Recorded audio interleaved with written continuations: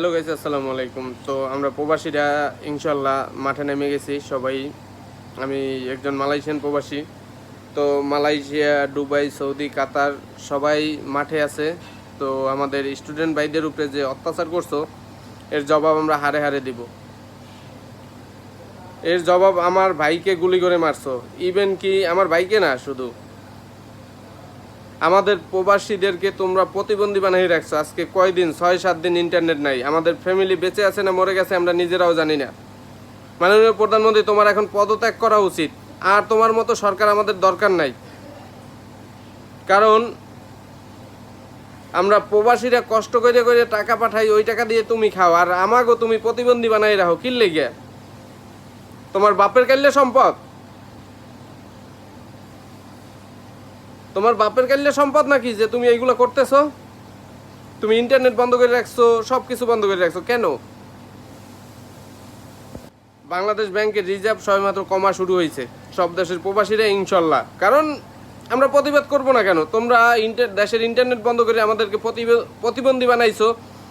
Even কি আমার ভাই বোনদের উপরে গুলি চালাইয়া হত্যা করিয়া দেশের ভিতরে একটা উচ্ছৃঙ্খল তৈরি করছো। এই উচ্ছৃঙ্খলের সম্পূর্ণ দায়ভার মাননীয় প্রধানমন্ত্রী। কারণ কোটা কোটা সম্পূর্ণ ভেজালটা উনি লাগাই রাখছে। তুমি পদত্যাগ করো, আমার পেজ যায় যাক, সমস্যা নাই, ঠিক আছে। আর আমি যদি দেশে যাই, যদি আমার পুলিশে মারিয়ে লাই, সমস্যা নাই। আর সহ্য করার মতো না।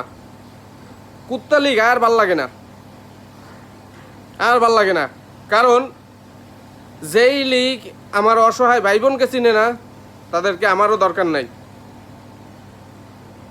আর আমার অনেক বন্ধু বান্ধব এসআই, আর্মি, বিডিআর আছেন, ঠিক আছে। যদি পারেন, কারো যদি সম্ভব হয়, বাংলাদেশে আমার কমপক্ষে 20-50টা বন্ধু বান্ধব আছেন ভালো ভালো পোস্টে। যদি পারেন প্রতিবাদ করিলেন, কিন্তু আমি নাম বললাম না। যারা আমার সাথে সবসময় চলতা, ঠিক আছে, তোমরা অনেকেই ডিফেন্সে আছো, আর্মিতে, বিডিআরে, সেনাবাহিনীতে আছো। যার জায়গা থেকে যে যতটুকু পারো ছাত্রদের জন্য করো।